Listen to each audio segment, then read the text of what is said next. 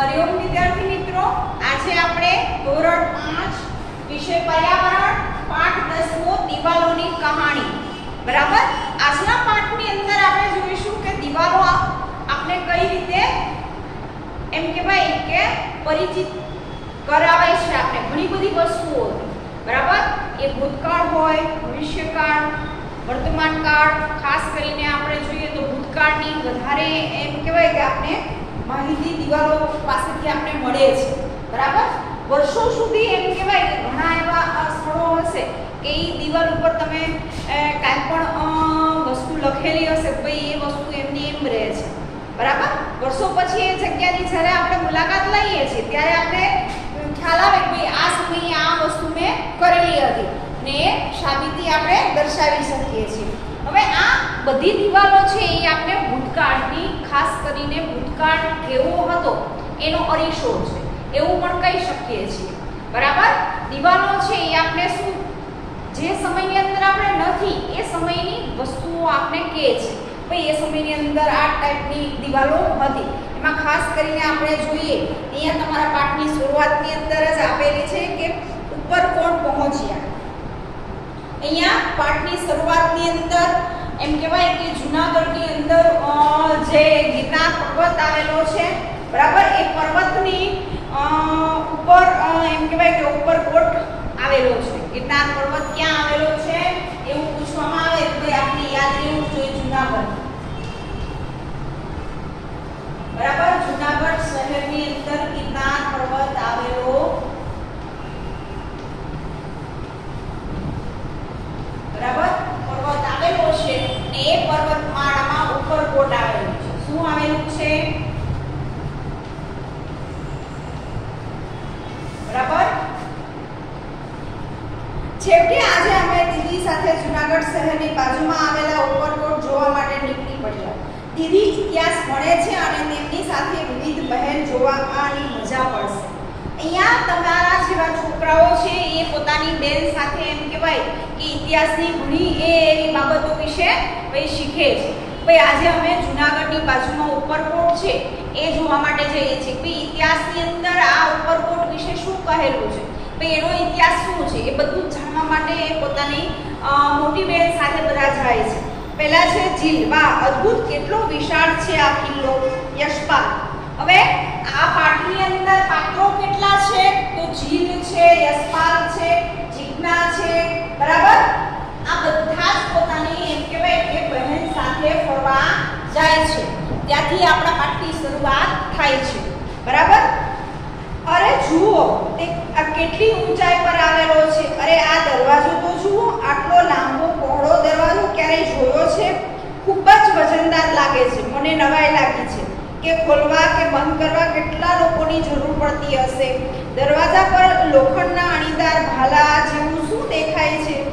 એ શા માટે લગાવવામાં આવ્યા હશે? એની મોટી પહોળી દિવાલો તો જુઓ, મેં ક્યારેય આટલી પહોળી દિવાલો જોઈ નથી। આ દિવાલ અમુક જગ્યાએથી આગળની તરફ ગોળાકાર બહાર નીકળેલી અને આશ્ચર્ય થાય છે કે આવું કેમ હશે બરાબર। તો એ લોકો એમ કહેવાય કે નાના બાળકો છે એ પોતાની બહેન સાથે જ્યારે એમ કહેવાય ફરવા જાય છે, ઉપરકોટ જોવા જાય છે તો ઉપરકોટની દિવાલ જોવે છે તો ઉપરકોટ માં ભાઈ દિવાલ જોતા જ એમ લાગે છે ભાઈ એટલી મોટી દિવાલ, ભાઈ અહીંથી વળાંક આવેલો છે। પછી મોટો દરવાજો જો, પહેલાના સમયની અંદર એમ કહેવાય કે ભાઈ કિલ્લેબંધી કરવામાં આવતી હતી। કોઈ પણ રાજા છે પોતાના વિસ્તાર હોય એ વિસ્તારને ફરતે એમ કહેવાય કે મોટી ઊંચી દિવાલ અને એ આવવા જવા માટે વધુમાં વધુ બે રસ્તા હોય બરાબર એ વિસ્તારની અંદર કે એ ગામની અંદર આપણે એવું કહી શકીએ। અને એ દરવાજા એટલા વિશાળ હોય કે એક સાથે વધારે લોકો નીકળી શકે, મોટું વાહન નીકળી શકે બરાબર, એમ કહેવાય કે એ રીતનું બનાવવામાં આવતું હતું। તો અહીંયા પણ એમ કહેવાય કે જીજ્ઞા છે, ઝીલ છે, આ બધા જ બાળકો આ વસ્તુ જોઈને આશ્ચર્ય પામે છે ભાઈ એમાં કિલ્લા શું કામ કરવામાં આવતા હશે આ દરવાજાની અંદર। તો ખાસ કરીને એ સમયની અંદર એમ કહેવાય કે આપને ખબર છે કે એક રાજા બીજા રાજા ઉપર રાજાઓ વચ્ચે વારંવાર યુદ્ધ થતું હતું બરાબર। હવે યુદ્ધના પ્રહારથી બચવા માટે બરાબર કોઈ આસાનીથી એમ કહેવાય કે કોઈ પણ રાજા બીજા રાજાના વિસ્તારમાં ન ચાલ્યા જાય, બરાબર, એ માટે એમ કહેવાય કે આવા વિશાળ દરવાજા, આવી વિશાળ દિવાલો બનાવવામાં આવતી હતી, કિલ્લેબંધી કરવામાં આવતી હતી. ગોળાકાર નીકળેલી છે તે ગઢ કહેવામાં આવે છે. જુઓ, તે દિવાલો કરતાં પણ ઊંચા છે. આ કિલ્લાની બહારની દિવાલમાં પણ ઘણા ગઢ છે. જાડી દિવાલો, વિશાળ દરવાજા, કેટલા બધા ગઢ કિલ્લાની સુરક્ષા માટે કેટલા બધા મજબૂત ઉપાયો કરેલા છે. હવે અહીંયા તમે પાઠ્યપુસ્તક 87 ઉપર તમને ચિત્ર આપેલું છે, બરાબર. બે ચિત્રને તમે જોજો અને તમને ખ્યાલ આવશે કે ભાઈ કિલ્લો કોને કહેવાય. આટલી મોટી વિશાળ દિવાલ, બરાબર, એનો દરવાજો જુઓ, બરાબર, દરવાજો ગોળાકાર રીતે લાગેલો છે ને એ દરવાજા ઉપર કિલ્લાને બધું લગાવેલું છે, બરાબર. મોટા દરવાજાનો નાનો દરવાજો કેમ બનાવવામાં આવ્યો હશે એ પણ વિચારવામાં આવે છે. કિલ્લાની દિવાલોમાં ગઢ શા માટે બનાવવામાં આવ્યો હશે? ગઢમાં મોટા કાળા શા માટે રાખવામાં આવ્યા હશે? સીધી સપાટ દિવાલ પર જોવામાં ઊંચા ગઢ પરથી જોવામાં શું તફાવત હશે? ગઢની પાછળ છુપાઈને કાણામાંથી હુમલો કરવાની સૈનિકોને શું મદદ થતી હશે? હવે અહીંયા તમને પાના નંબર 88 ઉપર ગઢ આપેલો છે. આ ચિત્રમાં ગઢ કોને કહેવાય એ વસ્તુ સ્પષ્ટ કરેલી છે, બરાબર, કે ગઢ રાઉન્ડ કરેલો હોય અને એ દિવાલથી ઊંચો બનાવેલો હોય ને ગઢની અંદર નાની નાની બારીઓ પણ તમને અહીંયા જોવા મળશે, બરાબર. એ બારીઓ શું કામ મૂકવામાં આવી હશે? ભાઈ એ સમયે મેં તમને કીધું કે યુદ્ધો થતા હતા, તો એ બારીઓની અંદરથી ભાઈ ખબર પડે કે ભાઈ સામેના પક્ષે કેટલા સૈનિકો છે, કેટલા લોકો છે, કેટલા શસ્ત્રો છે. આ બધી જ વસ્તુઓ એમ કહેવાય કે એ બારીઓ દ્વારા જાણી શકતા હતા અને યુદ્ધ કરવાની સામે તૈયારી પણ રાખતા હતા. કિલ્લાની અંદર કેટલું બધું છે. શું આ કિલ્લો રાજાએ પોતાના વસવાટ માટે બનાવ્યો હશે? આ જૂનો છે. હા, મેં સાંભળ્યું છે કે આ કિલ્લાનું નિર્માણ છે ચંદ્રગુપ્ત મૌર્યના સમયથી થયેલું છે. હવે જૂનાગઢની અંદર જે કિલ્લો આવેલો છે, બરાબર, એ કિલ્લાનું નિર્માણ ક્યારે થયેલું છે તમને એમ કહેવામાં આવે તો એ સમયે આપણે જોઈએ તો ખાસ કરીને ચંદ્રગુપ્ત મૌર્યનો જ્યારે સમય ચાલતો હતો એ સમયે એમ કહેવાય કે ચંદ્રગુપ્ત મૌર્ય દ્વારા આ કિલ્લાનું નિર્માણ થયેલું જોવા મળે છે, બરાબર. ચંદ્રગુપ્ત મૌર્ય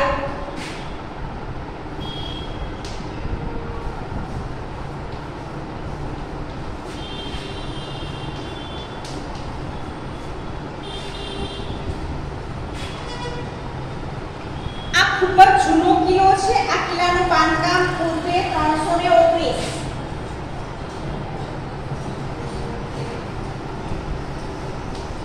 319ની સાલમાં એમ કહેવાય કે લાંબા સમય સુધી અલિપ્ત હતો. ત્યારબાદ 376માં ફરી તેનો જીર્ણોદ્ધાર કરવામાં આવ્યો. એટલે જીર્ણોદ્ધાર એટલે કે ફરીથી એનું બાંધકામ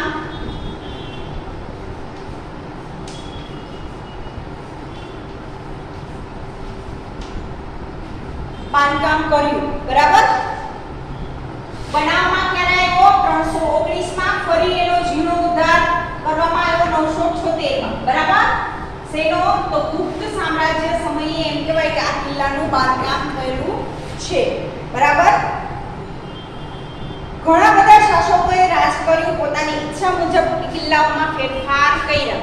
હવે મેં તમને કીધું કે રાજાઓ બદલાતા હતા ને રાજાઓ બદલાય એમ પોતાની અનુકૂળતા મુજબ એમ કહેવાય કે કિલ્લાની અંદર ફેરફાર કરતા આપણે જોવા મળે છે. પછી આગળ જોઈએ કે જુઓ, આ પાટિયા પર કિલ્લાનો નકશો છે. આ નકશામાં વૃક્ષો, વાવ, કુવા વગેરે દેખાય છે. જુઓ કેટલા પણ છે. એનો અર્થ એવો થાય છે કે માત્ર રાજા જ નહીં પરંતુ બીજા ઘણા બધા લોકો પણ કિલ્લામાં રહેતા હશે. તે એક આખું નગર જ હોવું જોઈએ, બરાબર. બધા એકબીજા સાથે ચર્ચા કરે છે અને કહે છે ભાઈ એ સમયે કિલ્લાની અંદર રાજા પોતે એકલો રહેતો હશે? ના ના. પછી નકશો જોયો તો નકશાની અંદર વૃક્ષો છે, મકાનો છે, બરાબર, કૂવો છે, પાણીની વ્યવસ્થા, બધી જ વસ્તુઓ જોવા મળી. એના ઉપરથી ખબર પડી કે ભાઈ રાજા એટલો ભાઈ કિલ્લામાં રહેતો નહોતો. એની સાથે એમ કહેવાય કે પણ રહેતી હતી એવું આપણે અનુમાન કરી શકીએ છીએ. પછી છે એનો અર્થ થાય છે માત્ર રાજા નહીં, બરાબર, આખું નગર હશે. વાહ, આ ઇમારત ખરેખર જોવા જેવી છે. હા, ઊંચી અને ગોળાકાર દિવાલો, દૂરની વસ્તુઓ અને જુદી જુદી દિશાઓમાં જોવામાં કેવી મદદરૂપ થાય છે તે તરફ બાળકોનું ધ્યાન આપણે દોરવું જોઈએ. ભાઈ હવે ઊંચી દિવાલ છે અને ગોળ રાઉન્ડ અપ દિવાલ છે, તો ભાઈ આ દિવાલ આપણે કઈ રીતે ભાઈ એમ કહેવાય કે અનુકૂળ છે, ભાઈ કઈ રીતે આપણે ઉપયોગી બને છે. તો એની અંદર ખાસ કરીને આપણે જોઈએ તો ગઢ કિલ્લાની બહાર દૂર સીધું દ્રશ્ય જોઈ શકાતું હોવાથી કિલ્લાની સુરક્ષા કરી શકાય છે. આ માટે કિલ્લાની દિવાલોને ગઢ બનાવવામાં આવ્યો છે. બરાબર, ગઢ શબ્દ છે. ગઢ શું કામ બનાવવામાં આવે છે? તો ગઢમાંથી આપણે એમ કહેવાય કે કિલ્લાની દિવાલ સ્પષ્ટ રીતે જોઈ શકીએ, બરાબર, આજુબાજુનું આખું દ્રશ્ય જોઈ શકીએ અને સુરક્ષા વિશે આપણે વિચારી શકીએ. એટલા માટે એમ કહેવાય કે દિવાલ પર ગઢ બનાવવામાં આવે છે. હવે ગઢમાં મોટા કાણા શા માટે હશે? તો કાણામાંથી સૈન્યની લોકશાહી બહાર મોટા વિસ્તારમાં દ્રશ્ય જોઈ શકાય છે. કિલ્લાની સુરક્ષા કરી શકાય છે. દુશ્મનોનો સૈન્યની ચડાઈ કરે તે એમ કહેવાય કે ભાઈ જાણી પહેલેથી જ હોવાથી તેને તે સમયે એમ કહેવાય કે આપણે બધી જ વસ્તુઓ એરેન્જ કરી શકીએ. બધી જ વસ્તુઓ ભાઈ સામેના દુશ્મન કેટલી તૈયારી સાથે છે એ બધી જ વસ્તુઓ જોઈ શકે.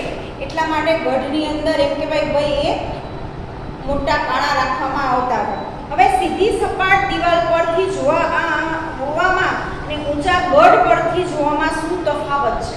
આવું જ્યારે આપણે ખ્યાલ આવે કે આ બે વસ્તુ વચ્ચે કયો તફાવત છે, તો સીધી સપાટ દિવાલ પરથી જોવામાં સામેનું એક જ બાજુનું દ્રશ્ય જોઈ શકાય છે અને ગઢ પરથી જોવામાં જુદી જુદી દિશાઓ દૂર સુધી વસ્તુઓ જોઈ શકાય છે. આ કારણે એમ કહેવાય કે આ બે વસ્તુ વચ્ચે આ મોટો તફાવત છે. તમે એક દિવાલ ઉપર ઊભા રહીને જુઓ તો ભાઈ એક જ દ્રશ્ય તમને દેખાશે. જ્યારે એમ કહેવાય કે રાઉન્ડ અપ ગઢ હશે તો ગઢમાંથી તમને ફરતી બધી જ દિશાઓનું તમે જોઈ શકો છો. બરાબર, ગઢની પાછળ છુપાઈને કાણામાં જોઈ હુમલો કરવાથી સૈનિકોને શું મદદ મળતી હશે એવું વિચારવાનું આપણે કીધું છે. તો એ જગ્યાએ આપણે કહી શકીએ છીએ કે ભાઈ ગઢ પાછળ છુપાઈને કાણામાંથી જોઈ હુમલો કરવાથી સૈનિકોને દિવાલનું રક્ષણ મળે છે અને ગઢમાં સૈનિકો એમ કહેવાય કે કિલ્લાની બહાર રહેલા દુશ્મનોને જોઈ શકતા હોવાથી તેમને નિશાન બનાવી શકે છે, પરંતુ દુશ્મન સૈન્ય ગઢમાં સૈનિકોને જોઈ શકતા ન હોવાથી સૈનિકોને બચાવ થાય છે. બરાબર, યુદ્ધના સમયે મેં તમને કીધું કે ગઢની અંદર જે કાણા છે એ કાણામાંથી ભાઈ આપણે બહાર જોઈ શકીએ બહાર કેટલા સૈનિકો ઊભા છે, કેટલા છે, બરાબર, પણ એ લોકો એમ કહેવાય કે ગઢમાં કેટલા સૈનિકો છે એ જોઈ શકતા નથી. એટલે એમ કહેવાય કે ભાઈ આસાનીથી હુમલો કરી શકે છે. પછી છે ઇમારતમાં હવા ઉજાસ માટે કેવી વ્યવસ્થા હોવી જોઈએ. બરાબર, એ ઉપરાંત આપણે જોઈએ આગળનું ચિત્ર છે. ઝીલ બોલે છે તે દિવસોમાં પણ તેઓના મહેલો ઇમારતો બનાવવા કેટલી અદ્ભુત હતી. આજે આ ઇમારતો વિનાશ થઈ રહ્યો છે, પરંતુ અનુમાન કરી શકાય કે પહેલા અહીં ઘણા મોટા દિવાલ ખંડ અને ઓરડા હશે. યશપાલ, અરે હા, જુઓ દિવાલ પર કેટલું ઝીણવટપૂર્વક કોતરણી કામ કરેલું છે. બરાબર, હવે આજે આપણી ઘણા સાધનો છે જેથી આપણે મકાનની રૂપરેખા સરળતાથી બનાવી શકીએ છીએ ને તેના આધારે તેમજ ઝડપથી બાંધકામ કરી શકીએ છીએ. છતાં ક્યારેય દિવાલોમાં તિરાડો પડવી, પાણી ટપકવું વગેરે જેવી ખામીઓ જોવા મળે છે. જમાનામાં આવી ઇમારતો કેવી ઉત્તમ સમજણથી બનાવાઈ હશે. જો આપણે વિચારીએ કે હજારો વર્ષ પહેલા લોકો કેવી રીતે રહેતા હશે તો આપણા મનમાં ઘણા પ્રશ્નો ઉદ્ભવિત થશે. ઉદાહરણ તરીકે આટલી ઊંચાઈએ પાણી કેવી રીતે ચડવાતું હશે અનુમાન કરી શકીએ છીએ. બરાબર, હવે આપણે જૂની ઇમારત જ્યારે પણ આપણે જોઈશું તો આપણે ઘણા બધા પ્રશ્નો ઉદ્ભવિત થશે. બરાબર, કે આ દિવાલ ઉપર જે કોતરણી કામ કરવામાં આવ્યું છે એ કેટલું જીવનપૂર્વક કરવામાં આવ્યું છે, કેટલું સરસ રીતે કરેલું છે. અત્યારે આપણી પાસે એટલા બધા શસ્ત્ર સાધન છે છતાં પણ આપણે શું કરીએ છીએ કે દિવાલમાં અમુક સમય થાય તિરાડ પડી જાય, પાણી પડવા માંડે, આવી બધી ઘણી બધી સમસ્યાઓનો આપણે સામનો કરીએ છીએ, બરાબર? તો આ તમે એના પરથી વિચાર કરી શકો છો કે આવું કેમ થાય છે. ભાઈ કામમાં કંઈક ખામી રહે છે, ભાઈ એ સમયના લોકો કેવી રીતે કરતા હશે એ પણ આપણે વિચાર થાય. કેટલા ઊંચી જગ્યા ઉપર પાણી લઈ જવું, બરાબર, બીજી વસ્તુઓ લઈ જવી, લઈ આવવી, કેટલી બધી મુશ્કેલીઓ થતી હશે, બરાબર? એ સમયે કંઈ આટલી ટેકનોલોજી નહોતી આગળ વધેલી કે ભાઈ લોકો એક સ્વિચ દબાવે ને આપણે જોઈએ છીએ આપણા 5મા માળે પણ ફ્લેટમાં રહેતા હોય કોઈ પાણી આવે છે, અને એ સમયે આવી સગવડ નહોતી. તો આટલા ઊંચા જગ્યાએ કિલ્લાઓમાં પાણીની વ્યવસ્થાથી માંડીને બધી જ વ્યવસ્થા કરવી કેટલી મુશ્કેલ ભરી હશે, આપણે વિચારી શકીએ છીએ. પછી આપણે આપેલું છે આગળ જોઈએ, ઇમારતમાં હવા ઉજાસ માટે કેવી વ્યવસ્થા કરવામાં આવતી હશે. ચિત્રમાં દિવાલમાં કરેલ સુંદર કોતરણી ધ્યાનપૂર્વક જુઓ. આવી સરસ કોતરણી માટે કેવા ઓજારોનો ઉપયોગ થયો હશે. આપણે ઘરે એક અઠવાડિયા માટે વીજળી ન હોય તો શું થાય? તેના વગર કયા કામમાં મુશ્કેલી પડે. હવે તમે અહીંયા પાના નંબર 89 ઉપર આપેલું છે હવા ઉજાસ માટે ભાઈ વ્યવસ્થા શું હોય, બરાબર? ઊંચાઈ ઉપર તો હતો તો ભાઈ રૂમની અંદર બારીઓ મૂકવામાં આવતી હતી, બરાબર? સરસ મજાની કોતરણી વાળી તમે જુઓ, એ બારીઓથી માંડીને એમ કહેવાય કે એની બાંધણી જેવી કરવામાં આવતી હતી. એ સમયે વીજળીની શોધ નહોતી થઈ, છતાં પણ લોકો એમ કહેવાય કે રહેતા હતા, બરાબર? તો કઈ રીતે રહેતા, બરાબર? પવન છે, કુદરતી વસ્તુ આપણે ખબર છે કે ભાઈ પવન આવે તો એને આપણે બારી બારણા ખુલ્લા રાખીએ, ભાઈ આપણા ઘરમાં પણ પંખાની જરૂર પડતી નથી, બરાબર? કુદરતી જ્યારે પવન આવે છે ત્યારે. પણ જ્યારે ના આવે ત્યારે શું થાય? ઘણી બધી મુશ્કેલીઓનો સામનો કરીએ છીએ. પાણી ન આવે, બરાબર?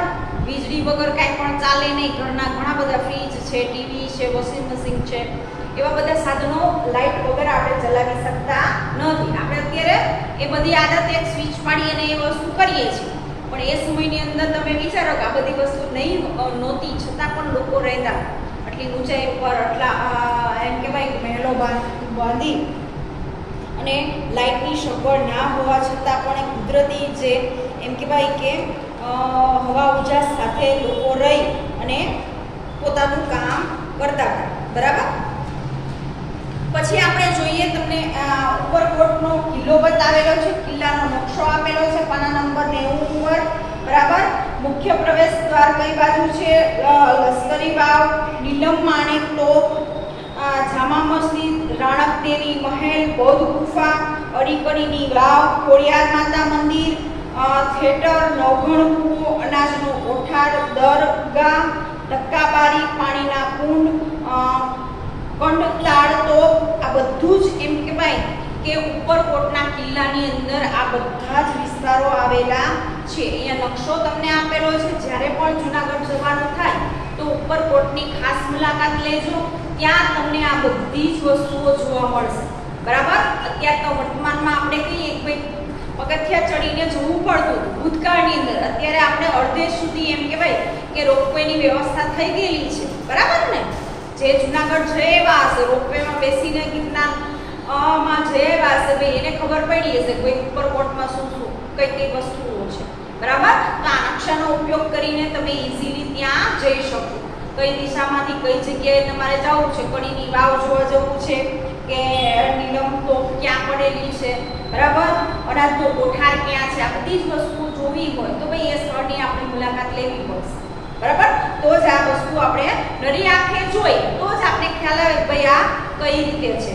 તમે જે જગ્યાએ છો ત્યાં સૂર્ય કઈ બાજુએથી ઉગે છે, તે કઈ બાજુઓથી આથમે છે. જ્યારે ઊભા છો તમારી પૂર્વ દિશા શું છે તે શોધી કાઢો. તમારી પશ્ચિમ દિશા કઈ છે, તમારી ઉત્તર દિશા, દક્ષિણ દિશા કઈ છે તે આપણે શોધવી હોય તો ભાઈ એ આસાનીથી આપણે શોધી શકીએ છીએ, બરાબર? હવે મુખ્ય દ્વાર કિલ્લાનો અંદર આપણે જોઈએ તો નીલમ માણેક તોપ મારી ડાબી બાજુએ હશે, બરાબર? પછી છે જો બુદ્ધ ગુફા પાસે આપણે ઊભા હોઈએ તો બુદ્ધ ગુફાથી પાણીનો કુંડ દક્ષિણ દિશામાં હશે, બરાબર? નોર્થ સાઉથ કોઈ પણ વસ્તુ છે, ઉત્તર દિશા તો ભાઈ ઉપરની બાજુ આપણે જઈએ, આપણે દાખલા તરીકે અત્યારે હું ઊભી છું તો ઉપરની સાઈડ ઉત્તર દિશા આવશે, બરાબર? અહીંયા તમને બોર્ડ ઉપર લખીને બતાવીશ. કે ઉપરની સાઈડ જશું તો ભાઈ કઈ આવશે ઉત્તર દિશા કોઈ પણ વસ્તુની નીચે ઉત્તરની સામે હંમેશા દક્ષિણ દિશા આવે છે બરાબર પછી તો ભાઈ ડાબી સાઈડ જશું તો ભાઈ પશ્ચિમ દિશા અને જમણી સાઈડ આપણે જશું તો ભાઈ પૂર્વ દિશા બરાબર ઉત્તર દક્ષિણ પૂર્વ પશ્ચિમ બરાબર ડાબી સાઈડ પશ્ચિમ આવે છે જમણી સાઈડ પૂર્વ દિશા આવે છે એ વસ્તુ આપણે યાદ રાખવાની છે બરાબર એ તમે યાદ રાખશો તો ભાઈ કોઈ પણ સમસ્યા થશે નહીં આ બાજુ પશ્ચિમ આ બાજુ પૂર્વ ઉત્તરની સામે કોઈ પશ્ચિમ ના આવે ઉત્તરની સામે દક્ષિણ જ આવે પૂર્વની સામે કોઈ પશ્ચિમ જ આવે બરાબર તો એ રીતે નકશાના આધારે આપણે ઉપરકોટના સ્થળોને યાદ રાખવાના છે બૌદ્ધ ગુફાની જામા મસ્જિદ પહોંચતા તમે કઈ દિશા તરફ છો તો ભાઈ બૌદ્ધ ગુફાની દક્ષિણ દિશા તરફથી આપણે ચાલીશું કિલ્લાની બહારની દિવાલ પર તમે કેટલા દરવાજા છે તો કિલ્લાની બહારની દિવાલ પર 9 દરવાજા જોઈ શકાય છે બરાબર કિલ્લાની બહાર 9 દરવાજા છે કિલ્લામાં કેટલા મહેલો છે તો ભાઈ કિલ્લાની અંદર 3 મહેલો આવેલા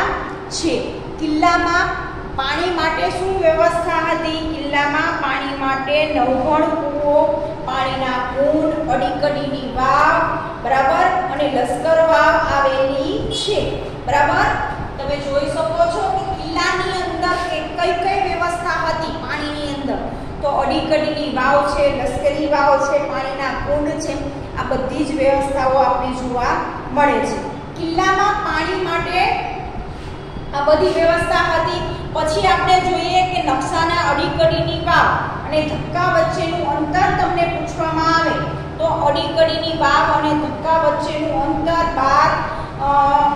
12/540 જેટલું અંતર આપણે મીટર જોવા મળે છે બરાબર મુખ્ય દરવાજો અને બૌદ્ધ ગુફા એકબીજાથી કેટલા દૂર હતા તો મુખ્ય દરવાજો અને બૌદ્ધ ગુફા એકબીજાથી 8 સેમી દૂર હતા જમીન પર તે બંને 300 મીટર દૂર હતા કેટલા 300 મીટર જમીન ઉપરથી આપણે જોઈએ તો 300 મીટર દૂર હતા અને આમ જોવા જઈએ તો આપણે કહી શકીએ છીએ ભાઈ 8 સેમી બરાબર એટલે કે 8 સેમી જેટલું અંતર આપણે જોવા મળે છે શેનું મુખ્ય દરવાજાથી એમ કહેવાય કે બૌદ્ધ ગુફા કેટલી દૂર હતી એવું જ્યારે પૂછવામાં આવે ત્યારે આ રીતે તમે લખી શકશો બરાબર આગળ આપણે જોઈએ પાઠની અંદર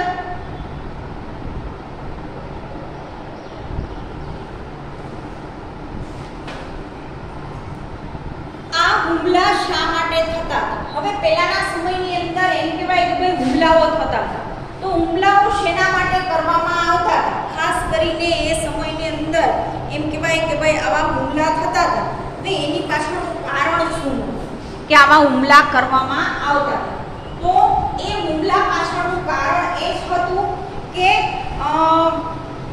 તોપ બતાવવા માટે બૂમ પાડી તોપ જોવા માટે અમે ઝડપથી ત્યાં દોડ્યા ખરેખર આ તોપ ખૂબ જ મોટી છે બાજુમાં જે ઘોડા છે તેવા જ એમાં પણ હશે દીદી આ તોપ વિશે અમને જણાવો ને તોપનું નામ નીલમ છે જે દિવાલની લૂંટમાંથી સુલતાન બહાદુર શાહ હુકમની મલેક ઇયાઝ અહીં આવેલા તેની બાજુમાં બીજી તોપ છે તેનું નામ માણેક તોપ છે આ બંને તોપ ગુજરાતના સુલતાન પોર્ટુગીઝો વચ્ચે 1538 ની અંદર કઈ સાલની અંદર કે ભાઈ 1538 માં એમ કહેવાય કે લડાઈ થઈ હતી યુદ્ધ થયું હતું એ સમયની છે એ સમયમાં આવા હુમલાઓ શા માટે થતા હશે એ દિવસમાં સમ્રાટો રાજાઓ આવા યુદ્ધ કરતા તેઓ નાના રાજ્યને પોતાના રાજ્યનો હિસ્સો બનાવવા પ્રયત્ન કરતા રહેતા હતા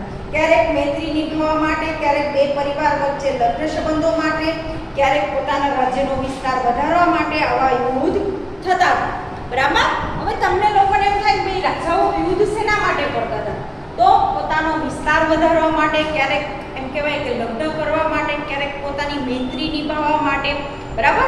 આવા ઘણા બધા કારણો છે. એ કારણોને એ લીધે એમ કહેવાય કે યુદ્ધ થતા આપણે જોવા મળે છે એ સમયની અંદર, બરાબર? જે મેં સાંભળ્યું છે કે સિદ્ધાર્થ જયસિંહના સેના કિલ્લામાં પ્રવેશ કરી શકી નહીં. તેની પાસે પણ એમ કહેવાય ઘણા સૈનિકો અને હથિયારો હતા. જિજ્ઞાસા કિલ્લા પહોંચી અને મજબૂત દિવાલો ન જોઈ. નકશામાં પણ દિવાલની બાજુમાં ઊંડી ખીણ છે. સેના કેવી રીતે પ્રવેશ કરી શકે? જો સેના બીજા કોઈ રસ્તામાં આવવાનો પ્રયત્ન કરે તો ગઢમાં છુપાયેલા સૈનિકો દૂરથી જ તેને જોઈ અને હુમલો બનાવવા પગલાં ભરી શકે છે, બરાબર? અહીંયા એક સિદ્ધાર્થ જયસિંહ જે ઇતિહાસનો એમ કહેવાય કે સારો રાજા હતો, એ સમયે એને ચડાઈ ગયેલી ભાઈ એ કિલ્લામાં કેમ ના આવી શક્યો? ભાઈ એની પાછળનું રીઝન છે કે કિલ્લાની દિવાલની બાજુમાં ઊંડી ખાઈ છે, બરાબર? એ ખાઈ પૂરમાં આવવાનો કરે અથવા તો કોઈ પ્રવેશ દ્વારની અંદર ઘૂસવાનો પ્રયત્ન કરે તો ભાઈ ગઢની અંદર જે છુપાયેલા સૈનિકો છે એ તરત દૂરથી જોઈને એ સૈનિકો ઉપર હુમલો કરી શકે છે, બરાબર? આ રીતે એમ કહેવાય કે ચાલતા આંખો બંધ કરીને અનુમાન કરી સેના ઘોડા અને હથિયારો પર તેમનું બંદૂક સાથે આવી રહી હતી, બરાબર? અરે નહીં, બંને બાજુ કેટલા લોકો અને સૈનિકો આ યુદ્ધમાં મરી ગયા હશે. લોકો શા માટે યુદ્ધ કરતા હશે? તો બંદૂકો અને તોપોના ભૂતકાળ વસ્તુ થઈ ગઈ છે.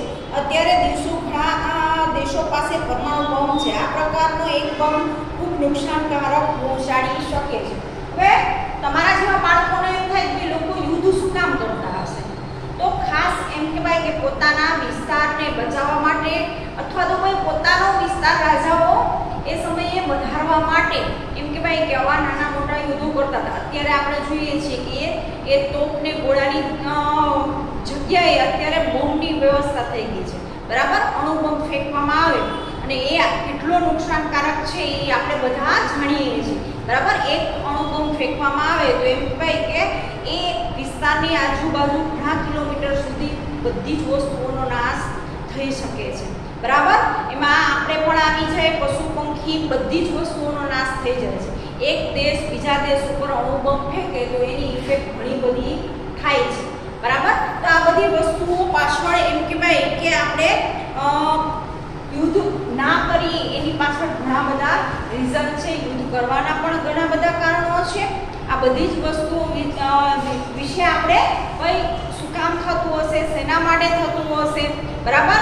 મેં તમને કીધું કે પહેલાના સમયની અંદર રાજાઓ પોતાના વિસ્તાર માટે, લગ્ન માટે અથવા તો કોઈ પોતાની મૈત્રી નિભાવવા માટે આવા કામ કરતા હતા. અત્યારના સમયની અંદર યુદ્ધ કેવી રીતે થાય છે, શું કામ થાય છે, બરાબર? એ આપણે આગળના વિડીયોની અંદર સમજીશું. આ વિડીયોની અંદર અહીંયા સુધી રાખીએ વિદ્યાર્થી મિત્રો.